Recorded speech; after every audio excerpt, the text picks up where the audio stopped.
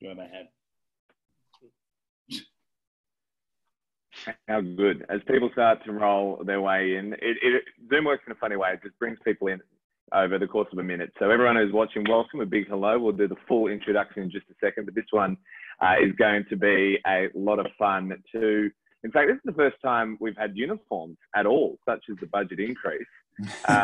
We've never gone the polo. Jeffrey Verco suggested I could either do the polo or the shirt and tie. I thought the shirt and tie might be a bit formal, so I'm thrilled that we've all gone this way. Gents, let's get the ball rolling, because I reckon most people have been brought in now. This is a lot of fun one. The third time we're doing this, and this is the one that a lot of people have looked at as gone, this is going to be a lot of fun. Our monthly webinar series, brought to you by the Primary Club of Australia. Matt De Groot is my name. It's been a pleasure to host the last couple, and it's going to be a pleasure to do this one as well. A big thank you to our series sponsors, Vocus Communication, bringing the technology of this webinar series together. They've been fantastic, so thank you. And Equinox have come on board. Thank you to you guys. They specialize in internet connection and data centers. So Equinox, your guys, if anything goes wrong, here with us, because they are going to be your problem solvers going forward. Let's bring in our guests today. Firstly, the Honorary Vice President for many years, 20 tests for Australia, and 88 one days, I believe. Damien Fleming, so great to have you here, and beautiful backdrop there. Matty, good to be here. Can't wait to get into it. Just don't forget about the bowlology report, please.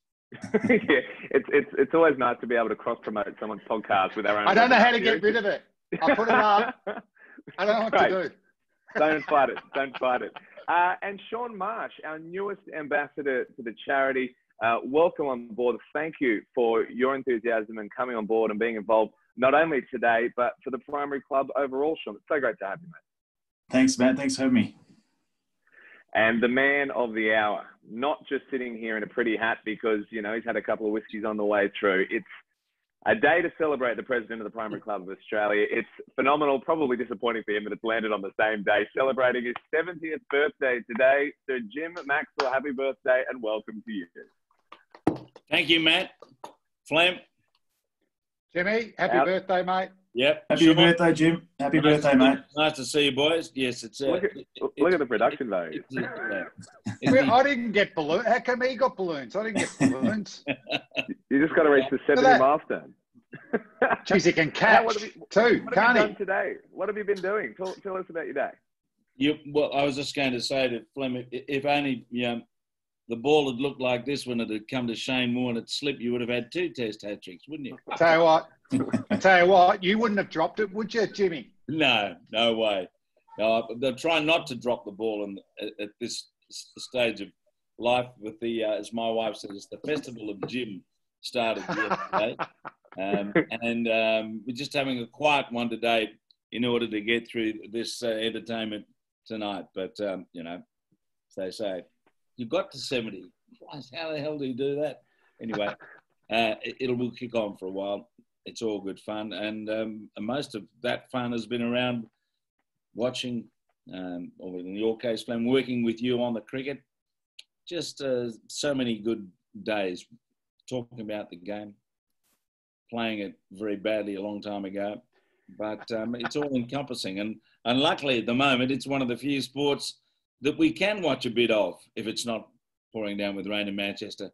So good luck to those in England at any rate who are playing again. Even county cricket started. Yeah. Anyway, it's a way of life, isn't it?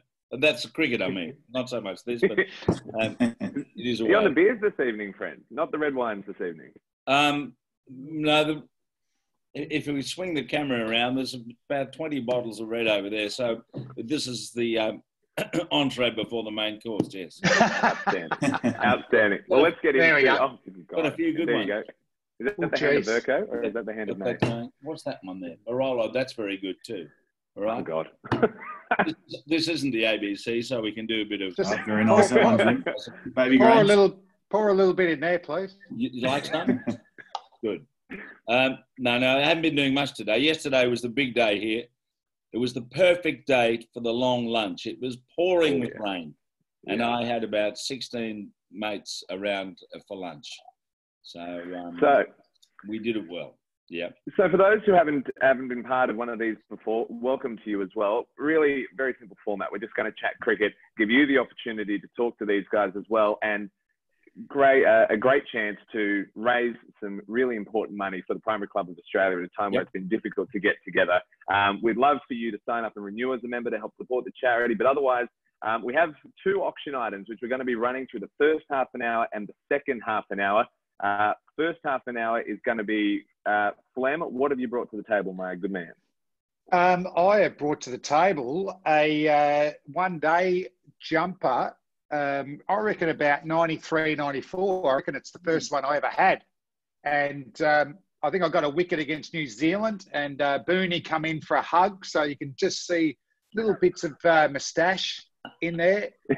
Warney gave me a big hug, so there's a bit of perfume.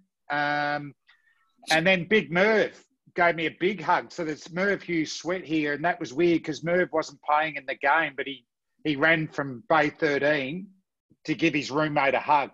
All right, so very special moment.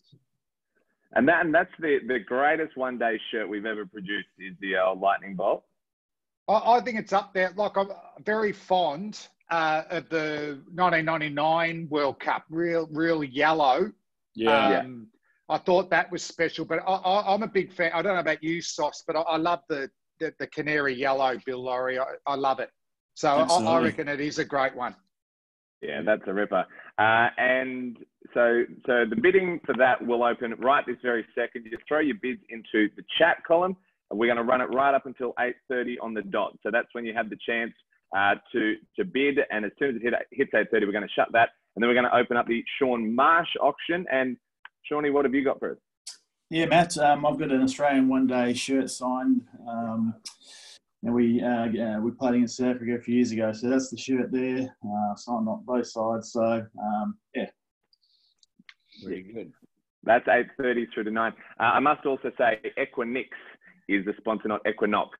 I think that's isn't that like the time when the summer and the winter is the longest? That's the equinox. Equinix is our sponsor. So thank you for coming on board, and I apologise for the slip up there. I haven't even had the 45,000 red wines. I've just been on the whiskey. So I apologise. Equinix, thank you so much for coming on board. Let's start to chat cricket as well. If you've got any questions for these boys in the Q&A section of Zoom, throw us a question. Already Martin jumped on board, and we'd love that. The more questions, we're going to get to as many as we can. And Peter Werner as well, $500 bid immediately on the Flem Lightning Bolt shirt. So thank you. All that money goes to the Primary Club, which is brilliant. I'm also excited because I thought you were going to say, Flem, what was the one-day series that was Australia A? That was 94, 95. Yeah, that was the next year with Zimbabwe. They were worried about Zimbabwe. They should have been worried about England, shouldn't they? England didn't even make the finals. But I happened to be playing for Australia. Jimmy, you might remember that. And, it was a bit surreal, like Australia A with just the young team flying and with a bit of interesting selection, Jimmy, wasn't it, when Paul Rifle, probably Australia A's best bowler, come over to the Australian team and was 12th man. So it took away their best bowler. But guys like Greg Rowell, Shane George, Peter McIntyre really stepped up. And I think we won both finals in the last over. That's how close it was. But I knew it was in trouble, lads, and Tubby might have spoke about it in the last Primary Club Zoom. But we were running jogging the lap, Sauce, which you would have done, and normally to the cheers. We got booed all the way around the MCG, and I reckon with every step, Tubby Taylor, he had one mission in life, and that was Australia never to play Australia A again. That game. So I was at the Sydney final, which was, I think Ian Healy hit a 4 in the final over to win. Strangest thing I've ever seen at a cricket game from a spectator. So we rocked up. We'd come from Coffs Harbour to see it. We got there. You were opening the bowling. I'm 90% sure you were opening the bowling for Australia. Me and Billy. Your first spell would have been what? 4 overs, 5 overs? Yep. So we sat down. We were just under the big screen. There was my dad, my brother, myself, 3 seats. And then the next 8 was this Indian family who there was, a couple of uncles and aunts. There was about 8 or 9 of them. They sat down. You bowled your 4 overs, and I'll never forget this. The dad has gone, well, kids, you have just seen Damien Fleming bowl in the flesh. Time to go. And they left. They left the game. They didn't come back. I'm like, he's going to bowl again. And the game's going for about 10 overs. For the rest of my life, whenever I see you, I'm like, this family came for 4 overs, that is saw funny. you bowl, and left. I've just got a quick one before we get to Sauce. Earlier that summer, Jimmy would have been commentating third test against England, and we bowled first, and it was as good as I ever bowled, really. And Craig McDermott had an amazing summer, and we had him 3 or 4 cheaply. And in the first over, which was the second over of the match, I beat Graham Gooch 4 times, and then bowled an even bigger outie, and he nicked to heels. And beauty, I've got 1 for none. We're all over them. I walked down to fine leg at the SCG, and generally in Shield games, bit of angst between the big nose Victorian when he went down to fine leg. But now I'm playing for Australia. I've got 1 for none. Got Gucci out, who was still their best player. Got a standing ovation. I thought, I feel very proud here. Fast forward to that first final against Australia A, which my figures in the end weren't bad, but Greg Blewett was flying at this stage, wasn't he? He actually got into Test cricket because of his one-day form for Australia A, and he's a great mate of mine. I bowled 3 half volleys on leg stump in the first over, and Bluey said, thank you very much. So none for 12 in the first over. I walked down to the same area when I got Gucci out, and they gave me another standing ovation. But none for 12. Bloody fickle, I tell you, the SCG Prime League fans. Amazing. Flynn, would you Jimmy, like to I'll see, leave it to you. Flynn, would you like to see the Australia one-day stuff come back this year if, let's just say, we can't get international teams to come out to Australia? Because I remember those games, and looking back on it now as a young kid, I used to love watching the Australia versus Australia A play. Well, in all seriousness, it was actually to our benefit, wasn't it? Yeah. We were developing players at international level in front of international crowds against international competition. And I just use an example. Greg Blewett probably come from about 10th in line to scoring 200s in his first 2 test matches. So, Ponting, played as he would have been 2021. So, Sauce, I hope it doesn't go down to that, but that would certainly work. Games against Australia A, and then at potentially New Zealand, who are obviously in a good position. Yeah, and then I would think the Big Bash, if all the Australian players were available and we could see Warner and Cummins in the Bash, I don't think that'd hurt the Bash much at all. Yeah, absolutely. Well, with 61 games, they need to have the best players playing some of the games, surely. But it's fair to say India provide a little bit of financial benefit to the Cricket Australia. Absolutely. Yeah. Are we all comfortable with that statement? Yeah. 360 million. So that's why we've got to knock this pandemic off before, October, November. Yes. All that uncertainty around. Okay, where are we heading? What's next? I'm going to have a chat to Shaun. I'd love you to, mate. Take it away. This is your birthday. Have a chat to the boys. I just want to sit back and have a look. I think a lot of people who are watching this are saying to themselves, Shaun Marsh must be due for another comeback into the Australian team somewhere. You've had a remarkably strong career. I still remember that Test debut 100 you made in Palakelli in Sri Lanka. And from there, you were going to be the gilt-edged Australian player, which you were on your best form. So where are you now? I mean, you're still a youngster, about the same age as Jimmy Anderson, I think. I think so, yeah, Jim. My Test career, there's certainly lots of ups and there was a few downs as well. But, I'm still enjoying my cricket. My Australian days are probably behind me now, but I'm really enjoying being back at the Wacker and playing some Shield cricket. I enjoyed that last year, and hopefully there's a few runs left to come over the next season to 2 seasons, hopefully. Well, sorry. Yeah. Sorry, Flem. Yeah, go on. Yeah, and Sauce, just with your Test career, you must be happy with the high points. I mean, your hundreds remind me a bit of Marcus North. You know, when you score your hundreds, you know, they're sublime. They're so watchable, a lot of class. In hindsight, was it tough not to just settle in one spot? Because you were going up and down the order. I think in one-day cricket, where you've always excelled, you know, you're pretty much opening. Yeah. And what I always liked from you in 50-over cricket and in T20 cricket is you can fill two roles. You can accumulate and then you can accelerate. And no doubt, Jimmy will ask you more about that later. But with Test cricket, did you have an ideal spot? Was there a time you reckon you could have settled into one? Yeah, I think probably my most successful time at Test cricket was probably in the middle order, batting at 5. You know, I really enjoyed that role, but I enjoyed that flexibility as well. You know, I enjoyed opening and batting on a few occasions. You know, I enjoyed coming in first drop there for a few times. But look, if I had to choose a spot, it was probably in the middle order, and that's probably where I had all my success. So, yeah, I had some great memories. You know, starting my career the way I did, having my dad there to present my cap to me was bloody awesome.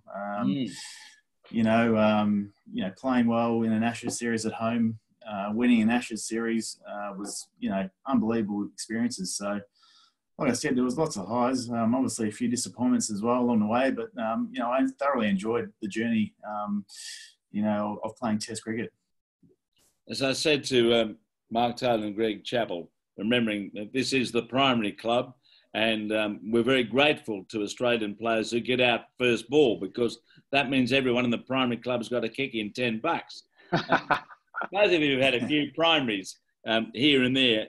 But the thing that came out of the discussion, I thought, was it's much better, really, to get out for a primary than to hang around for half an hour and look like you're bloody hopeless and then get out. Yeah, fair point now, Jim. Yeah. But, you know, as a batsman, you've had your ups and downs either through the misfortune of getting out for a duck or injury. So what have been the factors that have disturbed what looked like, as I say, when you made that 100 on debut, a brilliant career? Why wasn't it more consistent? Oh, look, that's a good question. I think for me, it was just about the consistency of playing well day in, day out. And you look at all the great players like Smith, Warner, they just continually back up good performances. And, you know, I was good in patches and then sort of went missing for an extended period. And I guess that was probably my downfall in the end. But like I said, you know, once I got past 10, it wasn't too bad. It was just getting past 10 on a few occasions. But as I said, look, I really enjoyed the journey. It was bloody tough work. But, you know, I've met some fantastic people along the way. I played with some of the best players that have played the game for Australia. So, you know, as I said, I had a lot of fun doing it. It's funny, Jimmy, isn't it, with Shaun? His father, Jeff, was probably the other way. I think Swamp was a pretty consistent starter, but unlike his Shield career, he didn't go on to get a lot of big hundreds. Yeah, that's true. And in when he was playing, you must have had a chat to your father about this. When he played limited overs cricket, the idea was, you know, you sheet anchor the innings, one of you, Marsh or Boone, and you get 220, 240, and that's enough. Yeah. And you know, it changed dramatically. So how many chats would you have had to your father about batting? And did he give you a lot of advice that you ever took on board? Oh, look, Swamp was probably there just for support, really. Like he didn't really want to interfere too much. He sort of wanted me just to go away and just do it myself. And I had people on the outside that were there to really support me. But I think Dad just wanted me to just go there and do it my way and try and just sit in the background and just watch as a father, really. You know, he's been a fantastic support for me for a number of years now. And, you know, I feel very fortunate, you know, growing up with Dad playing cricket for Australia and getting to travel around the world to you know, watch him play. And then when he was coaching, you know, I remember, you know, and Flem probably, knows this. All I wanted to do was just be in the change rooms with him, and I probably annoyed guys like Flem when they were playing. And as I said, it was a lot of fun. But I think Dad was just there to be a father and just to sit back and watch it and just enjoy it. So who was your soulmates as a player? Who did you go to for a chat? Growing up, I was lucky. When I first started, I had Justin Langer, who played a really big role in my career right throughout. Michael Hussey, when I first started playing for Western Australia. I had some great role models growing up and watching them guys go about their business. And I guess, when I got a little bit older, guys like Adam Voges, Marcus North, I learned so much from them. And were really supportive of me when I sort of was playing at a high level. Yes, and you're going to keep playing, aren't you? You've just been named Domestic Player of the Season for Warriors. Yeah. It's reborn, it's rejuvenated. Yeah, in a way, it sort of has, And like I said, I really enjoyed last year. I probably knew at the start of the summer that my days of playing for Australia were finished, and it probably just allowed me to not worry about all the external pressures of trying to get back in the team or stuff like that. It just allowed me to sort of just focus on playing for well for WA, and we've got some really good young players over here who. I really enjoyed playing with last year, and as I said, hopefully there's a few more runs out there over the next few seasons for me. But also, boys, I think with the Australian players playing less in Shield cricket, to have the opportunity to have very good Australian players like Shaun play another 2 or 3 years, I think it's imperative. And I think for the younger batsmen coming through to learn off older players, I think that's the best way to go about it, right out there in the middle. So as long as they're pulling their weight, which you are, Shaun, and because your fast bowling stocks in Western Australia look unreal. What about Green as a player? I know we didn't get to see him bowl much last year, but I saw him on debut. He looked serious heat, and I didn't know about his batting. And then I watched his batting last summer. It was amazing. He's not in that squad either, is he? They didn't pick him for that squad.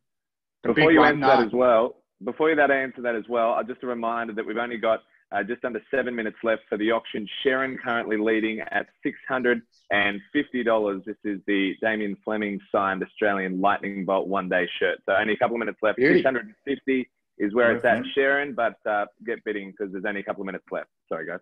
Right on. Yeah, back to Cameron Green. He's, firstly, he's an outstanding young man. We all have seen his cricket abilities over the last 12 to 18 months. He got picked as a bowling all-rounder when he first started playing for Western Australia. And even, at the start of last season, he was, mainly a bowler, batting at number 9. And I remember I was captain against Queensland, and he broke down on the first day, probably just before lunch. And that was we just thought that was the end of his season. And then he come out and scored I think it was 80 or 90 not out in the first innings, watch that. And 100 not out in the second innings to save us. Basically batted all day, and we got to a draw, which was an unbelievable effort for, I think he might have been 19 then, and it just showed his capabilities, not with the ball, but also with the bat. And I think I think Australian cricket should be really excited about what we've got coming through with Cameron Green. But he's a really good young kid. And I think hopefully his body stays really good this year, and we can really see him on the bowling side of things as well, because he can bowl when he gets it right. He's above 140s, and he's 6'7", and he's a really bright prospect for us. I'll say, superb. No, it is, Jim, though, isn't it? Because it's the one thing. I mean, you've been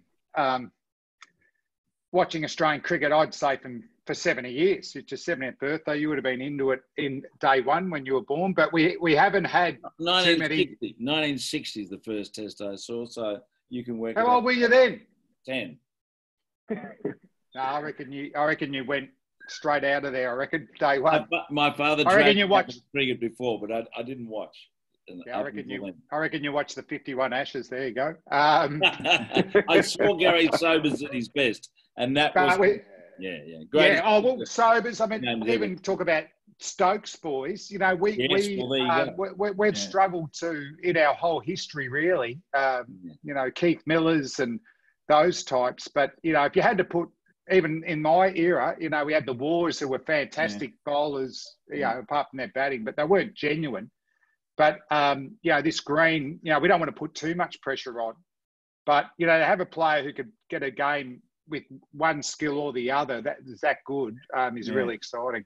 Well, he scored 300s last year, and you know, he scored them in, you know, really tough conditions as well. I remember we played Tasmania down in Tasmania at the back end of the Shield season. It was a green seamer, and you know, I think he got 50 odd in the first innings and 160 not out in the second. And I just thought then, you know, you're playing in all these conditions for a 20-year-old to do that was pretty special. So look, fingers crossed that his body stays good, and you know, he's certainly a bright prospect, like I said.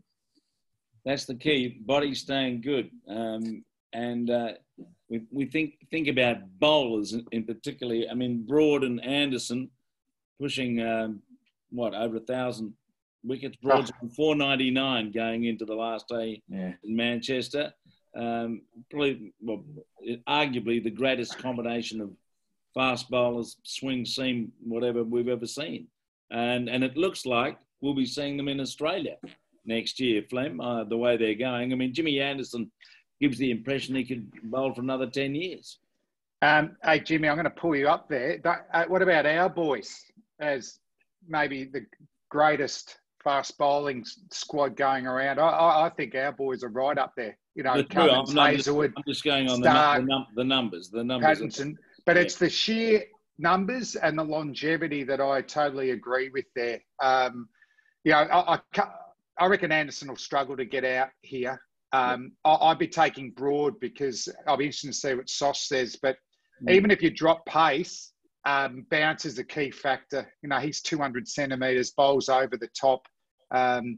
What I liked about Anderson and Broad as well, even though they've got older, they've added new tricks. You know, that ball that Broad was bowling to the left-handers last year in England, you know, just angled seam. It wasn't unlike what Clemmy Alderman was doing to the English in 81 and 89, where he bowl outies and with the same action, instead of the seam going to first or second slip, he'd angle it to leg stump, but bowl with the outswinging action. So the batsman obviously plays for the outie and it's seamed in.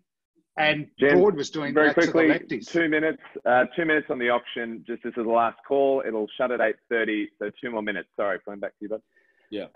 But as a battery, I'd be excited of England. Archer should bowl well in Australia.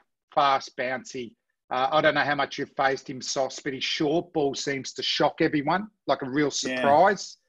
You know, Overton's good. I think Wood will do a good job. So they've got a battery. But if you faced Archer, if you talk about what it's like, amazing. I think Wood is just as good as Archer as well when he gets it right. And to have that pace out in Australia, it'll be really important for him. But like you said, I think that's why our bowlers are so good out here, and we've got that pace as well, to go against them. Yeah. Are they playing in England tonight? Yeah, 2 for 31. 2 for 31 was the latest, by the way. So go the Windies. Go the Windies. No, Windies will chase this. What do you reckon of the Windies, Shaun? Are they genuinely on the improve? Oh, look, watching them over the last couple of Test matches, they've definitely improved. You know, I think their bowling attack is very good. Look at Gabriel, Roach, Holder's done fantastic for them, and Joseph as well, a young bowler coming through. So you look at their bowling, and they've got the pace there, and they've got the skill. I still think their batting might be a little bit weak in terms of real quality there, like other international teams. But there's some good young players coming through there. So, look, you'd love to see the West Indies get back to where they were, all those years ago. Dad still talks about facing Malcolm Marshall, and he's got that real fear in his face when he speaks about him. But for international cricket, you love to see the West Indies get back to somewhere where they were back in the 70s and 80s. It'd be great. So, Jimmy, I think they're getting better. Yeah.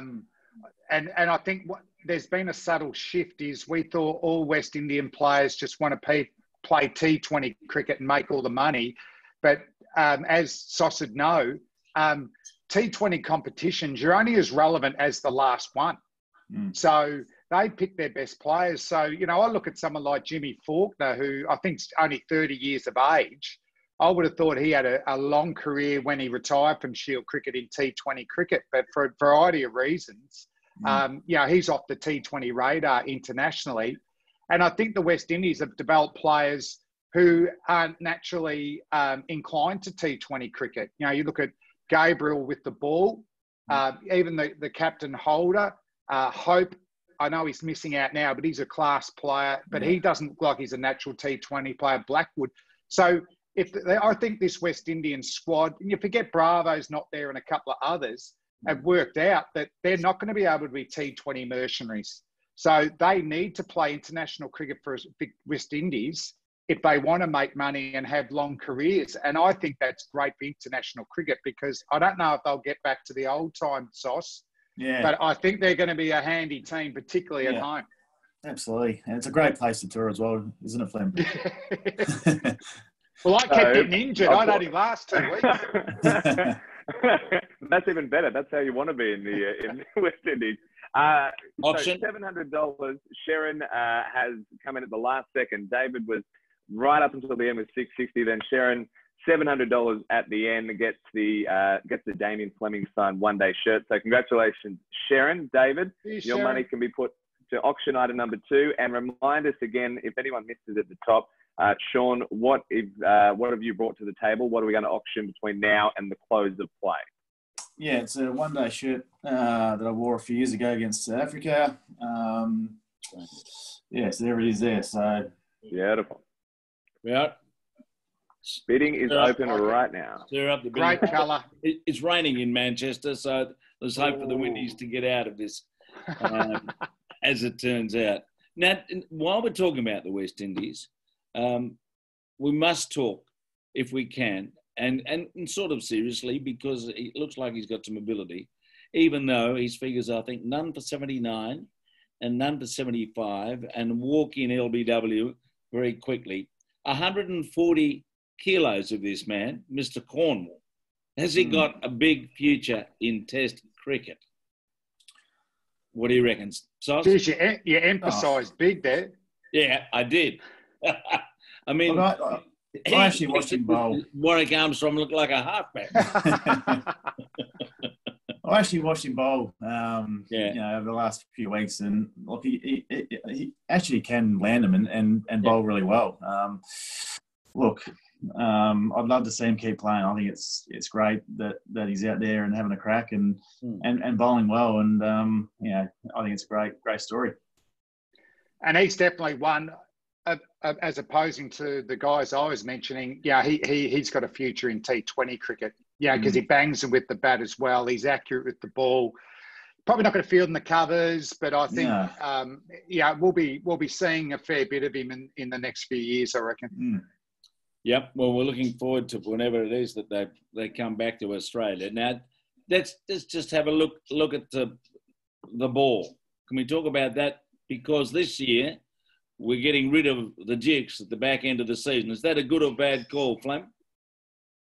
Actually, can you answer that first as a current player, Sauce? And then I've definitely got an opinion on it, but yeah. Yeah, I think it's a great idea because I didn't get a run against the Duke ball in the second half of last season. So, it's definitely got its positive things about for young Australian players to get used to a Duke ball before maybe they go playing a Test series in England is fantastic.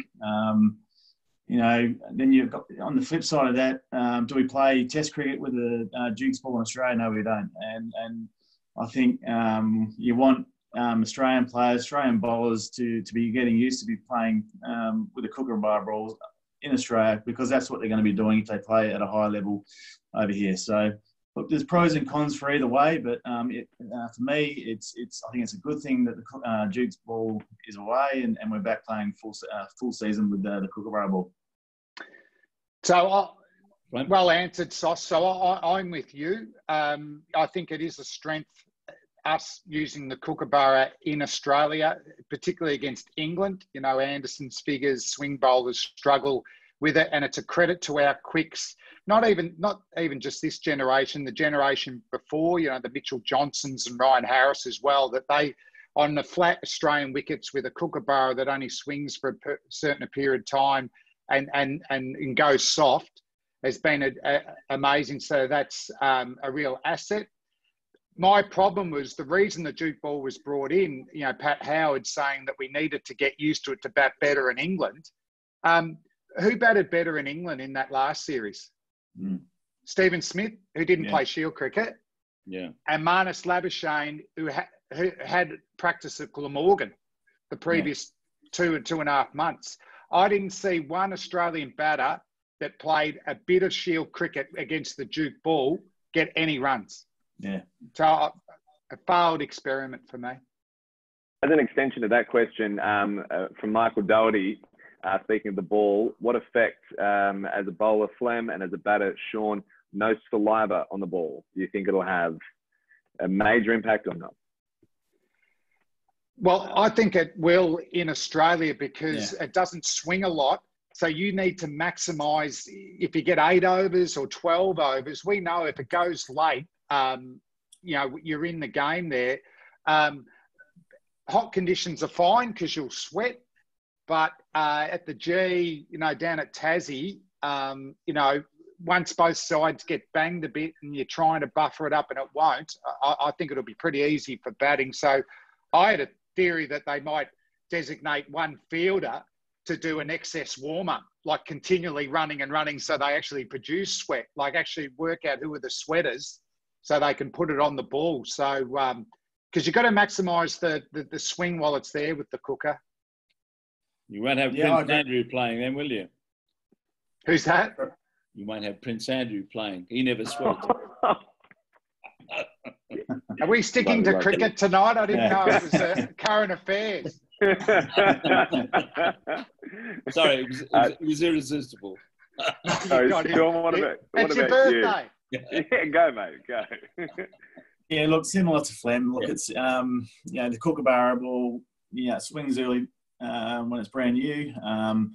But once sort of the lacquer sort of comes off the Kookaburra ball without shining it with saliva, it can be quite hard to swing at times. So, look, it's going to present a new challenge for the bowling group.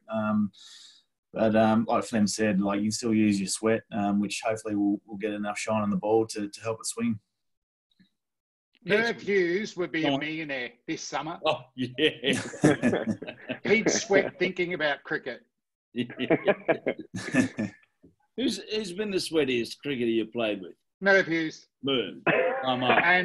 And runner-up, Michael Kasperwich. Right. Oh. Yeah. Wow, big Casper. What about... And he used to have to tour India and Sri Lanka every time. Yeah. What about your era, Shaun? Look, I played a few games with John Hastings, and he did sweat more than any person I've ever met in my life. A great man. But I played a few one-days against over in India with him, and geez, it was a sight to be seen. Drip you way off the ground. I'm just going to ask you guys about pitches, because it strikes me this surface square they play on at Manchester, and we've seen a few test matches there in recent years, produces some of the best cricket you could imagine. It's good for batting. There's a bit of bounce. The ball moves. I mean, the bowlers are in the game more and more, a bit of uneven bounce. What's the best pitch for cricket, for a cricket match in Australia? Is there a good one, a decent one? Sauce, Sauce, do you notice before that? Do you notice much difference between the Sheffield Shield pitches and the Test pitches? Yeah. Look, good question. I think playing a Test match and a few one-days at the new stadium, I think over in Perth here has been brilliant for cricket. Offers a little bit of everything. I think early doors are going to be really good to bat on. There's certainly enough pace there and bounce for the quicks, and there's bounce there for guys like Nathan Lyon as well. So I think that's one wicket where over the next few years, it's going to be some really exciting cricket there. I think the SCG is actually a really good wicket as well. It's a wicket where the first few days, if you're a batter, it's a great place to bat. And then as the game goes on, day 3, 4 and 5, it gets a lot harder to bat on. Reverse swing comes in, the wicket breaks up. Spinners come into their own Test cricket. So, those sort of places come to mind first up. Yeah, it'd be really good to see it get mixed up. Jimmy, we always talk about the old days, how every pitch was different. As good a pitch as we've got is, Adelaide day-night. Yeah. Because you always feel like the bowler's in the game, but there is periods where batting dominates. I still think your greatest Test knock, Sauce, was, I think it was 49 not out against the Kiwis. It might have been the first day-night game. At Adelaide, because if you got out, we were cooked. So I don't know how highly you rate that innings. But this is what also I like, boys, is when it's a bowler-dominated game, then I value runs. And that's where I thought you're 49 not out, as opposed, I think you got 180 against the Windies next Test and a flatty that we dominated. Yeah. I felt like your 49 was an absolute gem. Yeah, look, it was. It was a great Test match, to be honest. Personally, I remember running myself out in the first innings too, and thought I'd take on Brendan McCullum at mid-off and come off second best there. And look, it was a low-scoring game, and you're right. Look, that 49 was. I got out in the end. It would have been nice to be not out. That's right. Yeah. Get so long, but that was a really enjoyable innings. Because you're right, it got really tight towards the end, and helped us get over the line. And what a fantastic place to play as well at Adelaide. Like you said, it's the day-night Test match there now is as good as any Test match in the world, I reckon. The crowd get really behind it, and like you said, there's a really good even contest between bat and ball. Yeah.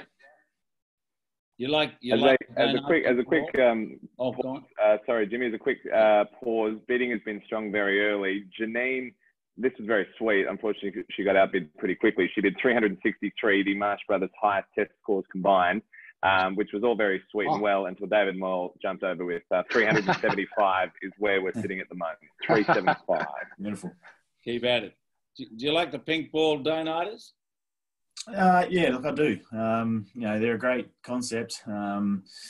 It brings a different challenge, to Test cricket. And I think the way the public get around it, the support at Adelaide Oval, as I said, it's just a great spectacle to be playing at 9 o'clock in a Test match, in front of 40, 50,000 people. It's an amazing feeling. And I think it brings out a really good brand of cricket as well, a real even contest. And the games that I've played in, been fought right to the end, and it's been a great contest over the 4 or 5 days.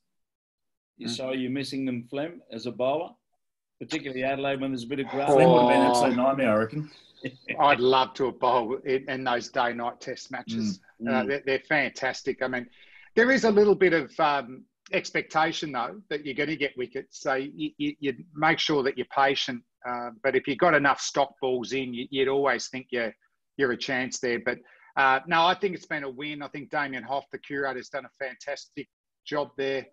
The crowds have been good. It's great for TV. It hurts us commentators, though, Jimmy. We used to like that 5:30 finish and then get straight down to the marquees and have a few. Correct.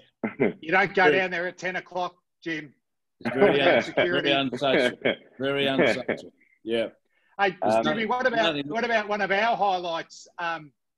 2006-07 Ashes call. Yeah. Remember how we finished that one? In Adelaide? Yep. At the airport? Yep. Yeah. If you having a few beers for the victory, didn't we? If you didn't get on the 6:30 to Sydney, you didn't get out that night. So we went and missed us knocking off those runs. Yes. Yes. Gents, now we want to go to questions, Matt. Yes, I must. Want to throw the boys a line? there are plenty that have come through. And if you do have a question and something that they've mentioned that you want to jump in on, the Q&A feature, or there are plenty that have just come through as well. Sean, I'll go the first one to you. And, you know, you're the newest ambassador to the primary club. It's your first time on this. So I'll give you an option. Do you want like a fast ball over the plate, easy one, or do you want a particularly curly one to start with? Which way would you like? It doesn't matter. Whatever you want, mate. He's versatile. All right. Well, there has been a fair few of this one, so let's just go straight for it. What was it like being on the field in South Africa when that sandpaper image started to be shown on the screen? Talk us through it. Yeah, well, I thought this question might come up. It's come up a few times. Look, I don't want to talk too much about it, but obviously it was a really tough time, you know, Australian cricket over that, you know, couple of weeks over there. And, yeah, look, to see, I guess, you know, some really close mates go through what they did was really tough. And, you know, I think, you know, over the last 2 years to see where the Australian cricket team's come now, I think it's been great to see. And, you know, I guess you look back on that time, it, you know, definitely wasn't great times to be involved with Australian cricket. But, you know, you look at the team now, like I said, I'm really proud of where we've come from and what they've done and, you know, definitely the way they conduct themselves now on the field. It's something we talked last episode about with Greg Chappell about the underarm and vest being the two things. So I'm sorry that you've gone 2-1, but these are the two that have been held up. Flem and Jim, when you no controversy with me. Loved it. Play on. No, well, Cricket Australia didn't miss the boys, did they? No. Didn't miss them. Yeah, I found the interviews harrowing. You know, really tough. Mistake. I was watching it. It was going in slow mo. I was going, is that happening? What's happening? But you know, I just think from the time they got off the field, couldn't have been handled worse. And I reckon from Smithy and obviously Bancroft getting up there, they should never have been allowed to do that.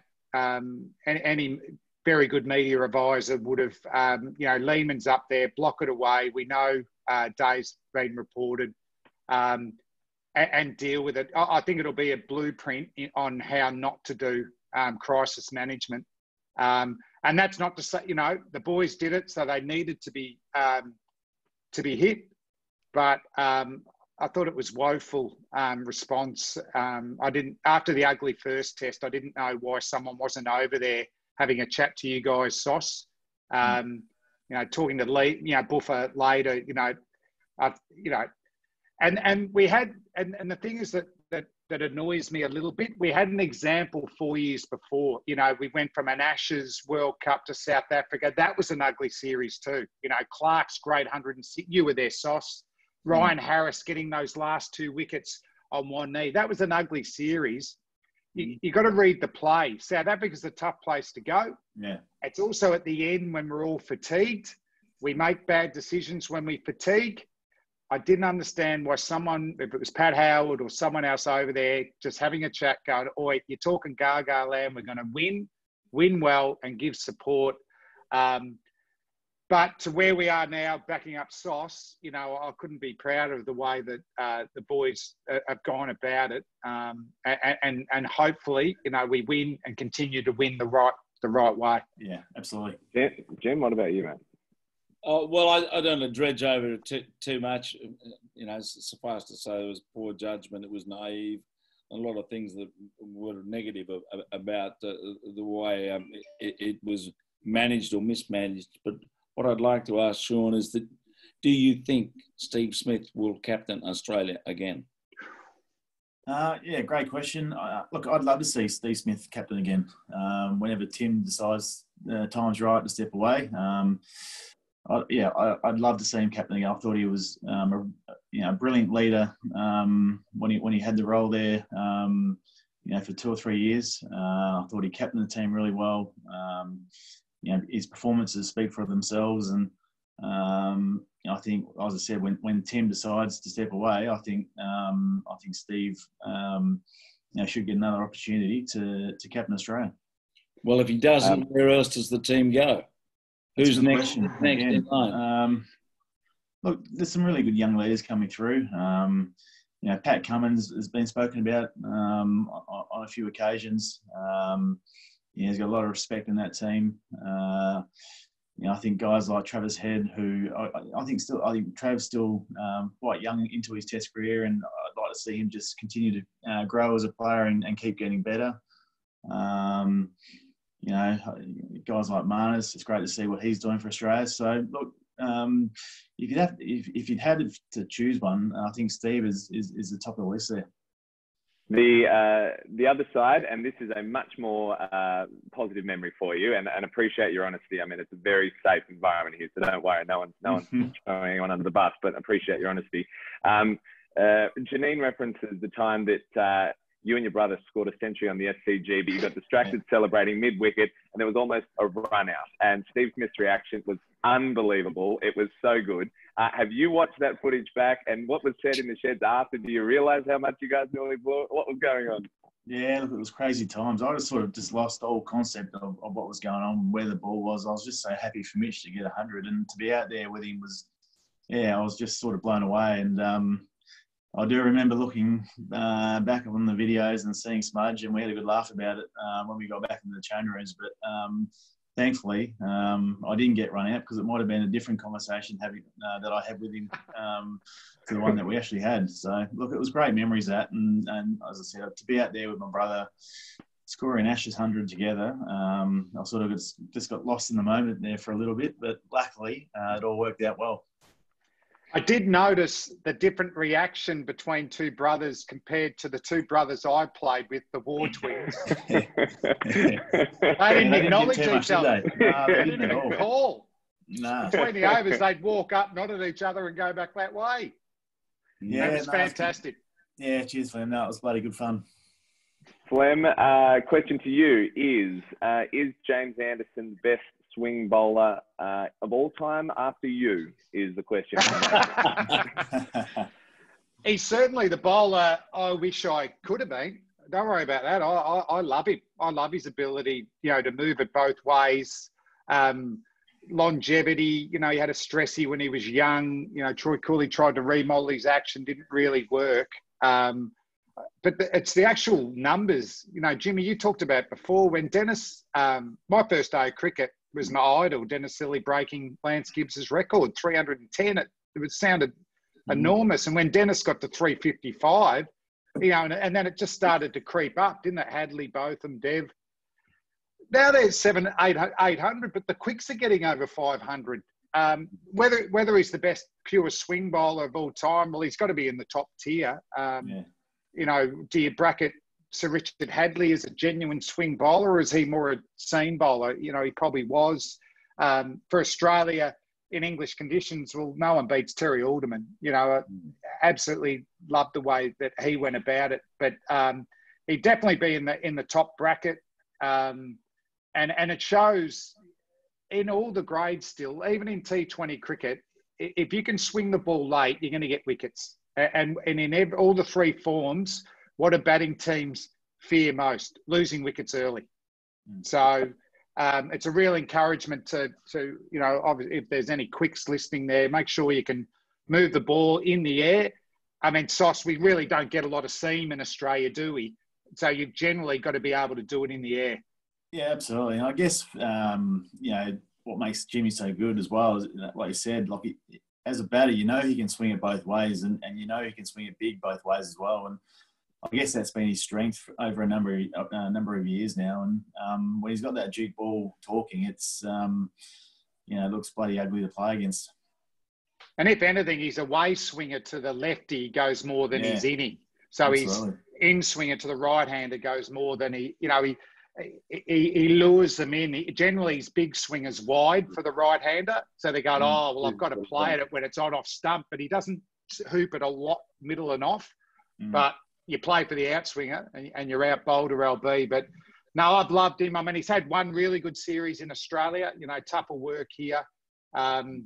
just longevity, fitness, skill, unreal. And probably the modern era, we've had a couple, Ben Hilfenhaus, I really liked his work. Yeah. And Ryan Harris would be in our, top echelon, if he played twice the test matches, but, his body didn't allow that. But, he had unbelievable skill, Ryan Harris. All right, now we are running lower on time. 480 is the leading bid, Nate Dale, but the clock's still ticking. But gents, to get through more, we'll power through. By all means, you don't need one-word answers, but we'll try to get through as many as we can in the time that we've got. I'm happy to nod. I'll nod. Well, this one's not a yes or no question. Oh, maybe it is. This one from Chris Brown. Are we in the era of home test series specialists, i.e., Warner in Oz, but not in the UK. Wokes in England, but not in Oz. Teams can't win away from home, but they smash teams at home. Why? Why does that happen? Shaun, start with you. Oh, look, I think everybody, especially the home team now, are so, they know their conditions so well. And, we've seen over a number of years now, it's getting harder and harder to win away. And, I think it just comes down to guys knowing how to play in their own backyard. And I think the biggest challenge for international cricketers now is to go away and outside of your comfort zones at home to perform well overseas. And, you see the great players do it. Steve Smith this year in the Ashes was unbelievable. So, yeah, it's a great challenge for all international cricketers now to perform well overseas. Flem, I think this one for you. Sorry. Yeah, you go. Yeah, I think it's a badge of honour to be able to do well away. That's what we love about international cricket compared to other codes. You might be a great bowler in Perth. You've got to get wickets in Madras. Good luck. It's always been a problem. If you look at the career records of even great players, there's always one country or one team they struggle against. That's why I rate Alan Border very highly. You look at his record at home and away against everyone really good. Steve Waugh, almost better away. With the ball, McGrath might be our greatest bowler of all time. Yeah. Because he averaged the same home and away against every team. Yes. Just on that, just to wrap up, that's the interesting thing with Murali, whose record in almost any part of the world was exceptional, except Australia. He could barely get a wicket here on true surfaces where he didn't get the opportunity to, get variable bounce and turn.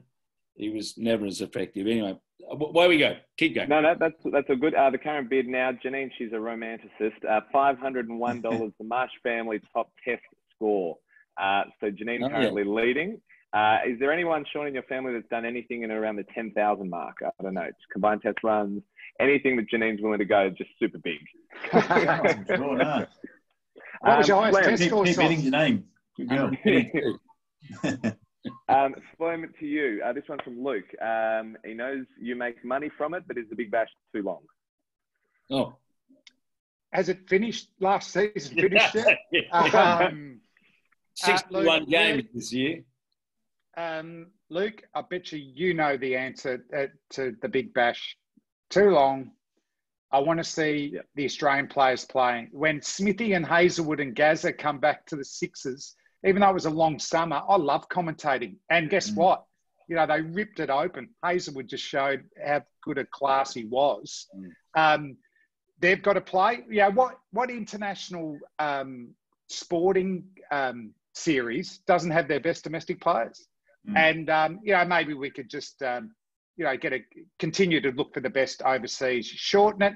Aussie boys playing. Keep good overseas, and we're laughing. Shaun, from Andrew, who is the best player in your family? That's an easy one, isn't it? Me, definitely. I thought you were going to say her sister. Oh, Mel's very good at basketball. Yeah, look, she had an outstanding career in basketball. But look, it's great that Mitch and I played cricket together for Australia, and I guess Dad playing as well. So look, it's really proud of I guess of what we've achieved and what we've done. I know who's the best bowler. I know who's the best bowler in the It's definitely not Swampy. It's definitely not me. Swampy could hardly get his arm over, and I've seen you bowl, Sauce. No good. Yeah, no good at all, Flem. In the first one, Pat Cummins talked about a bottle of whiskey that Pat Cummins gave you during the World Cup. Yeah. Remind us of that story and tell us that story from your point of view. Yeah, look, I guess, when Paddy broke my arm in the nets, it was, obviously a tough time for me and, probably ended my career. But, the great person that Pat is, I got back from hospital with my arm bandaged up, and he knows that I enjoy having a nice glass of whiskey every now and then. And he came and knocked on my door and presented me with a really nice bottle of whiskey. So, look, me and Paddy are really close. One of those unfortunate incidents from time to time, and I thought that was a really nice gesture of him. He's a good man. Okay, power through the last couple. David leading 520. We'll close it very, very shortly. Flem, most annoying roommate. Yeah, pretty easy. Got picked for Victoria at 18, straight out of school. My first roommate, Mervyn Hughes. And I don't know what I did wrong. Don't know what I roomed with him for 6 years. And nothing prepares you for that. No, I've never seen that much hair on a body before or after. Snored like an elephant, ate everything. We didn't have an alarm clock because he had a natural one. I won't say what it was, but it was loud and you could smell it in China. That's awesome. And it was set for half an hour before we had to leave the ground. That's just foul. Shaun, scariest bowler you've faced? This one from Robert. Scariest bowler? I think a few of the South Africans were bloody ugly to face. Dale Steyn, Orne Morkel for a left-hander coming around the wicket was ugly. So you always knew you're in for a great challenge against those bowlers. What was it like with the Test documentary? This one from David. Did you like having the cameras in the room, and did you think that it was a series that you have to be part of? Yeah, I thought it was a great concept. I actually haven't watched it yet. Your brother comes. I will over time, but I haven't watched it yet.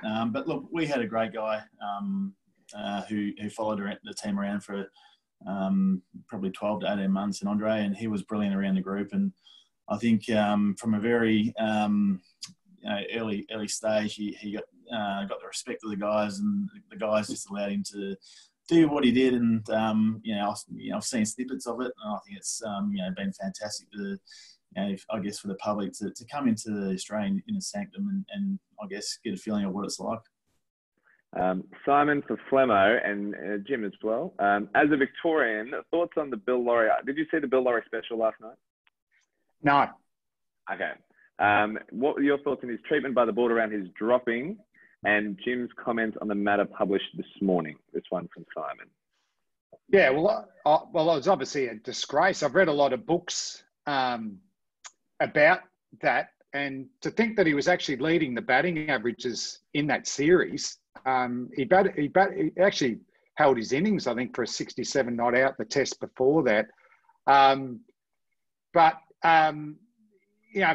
Bill, in his own manner, he just moves on pretty quickly. But, I think it had an effect on Ian Chappell. He said, they're not going to get me. And we saw he gave it up pretty early, the 75, 76 over to Greg there. And Jimmy, a lot of the players of that era believe that if Bill Laurie and Graham McKenzie had gone to the 72 Ashes and Ian Redpath, they would have won that there. But, for Bill, it's a bit like Richie. They're my two favourite, TV commentators, Jim. Obviously, you're my radio guy. But, and they're, a lot of people forget about their playing records. And they commentated differently. Richie really let the vision breathe, and he was perfect at just using sentences there. Probably from myself, more influenced by Bill being up and calling it and having some catchphrases. But they were bloody good cricketers. Unbelievable cricketers, weren't they, Jim? No doubt about it. Laurie had 61, 130 on the ridge at Lord's, taking Truman and the rest of them on the body. He was a brave cricketer, gutsy player. And he's probably sold a bit short as being a corpse in pads and the rest of it when people look back, and it's a bit tough. I mean, one of the best innings he ever played was the first test, which we won in 1968, and Pat Pocock was bowling for England, bowling the offies at Old Trafford, and he was starting to be influential.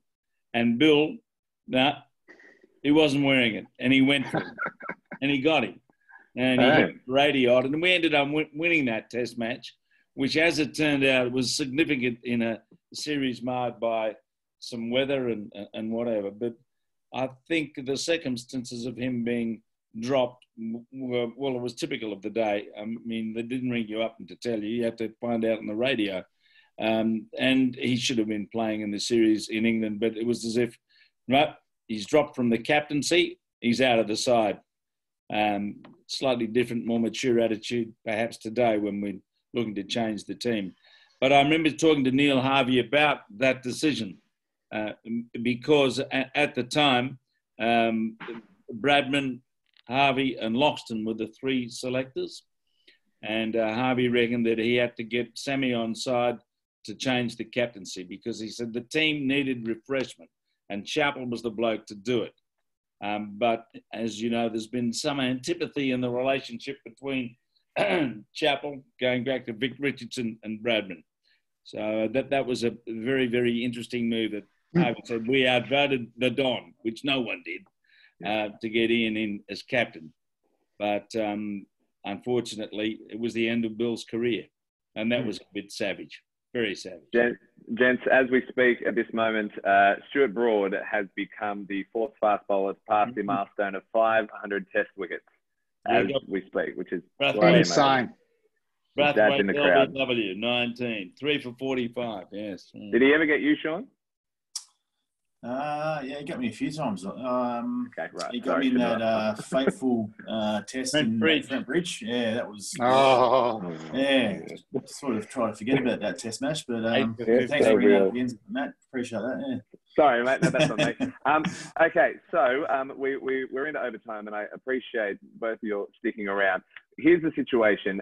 David Moyle is leading the bidding at 520. Now, that's awesome. Janine, however, has been going toe-to-toe the whole way. She last bid 501, but she's been doing the Marsh family bids. What I'd love to do, declare David the winner of the one-day shirt, but Shaun, have you got something that we can throw towards Janine and see if she's willing to go with that $500 for a different item or a second one-day shirt? Have you got something there that we can send Janine? Because she's clearly a Marsh family fan. I'll get an Australian test shirt signed by myself and Mitch for her. Janine, I was thinking Swampy's baggy green. Maybe Swampy's baggy green as well. Yeah, I'll throw that in. He's got about 4 of them, I think. So. All right, Janine, write to us if you're okay with that, because David at 520 has got the win. I mean, that's great money. What was it about the primary club that made you want to come on board? What was it about what we do? I think, firstly, it's a great charity. To be supporting athletes with disabilities. I remember being in Adelaide maybe 5 years ago, and we went and visited the Australian disabilities team over there, and I just remember how much passion they had for the game, how much they love representing their country, and it's something that's really stuck with me. And when I got the opportunity to be involved in this, I thought of them straight away, and I thought it'd be a great cause. So, yeah, I'm really excited to be involved, and I'm looking forward to what the future holds moving forward.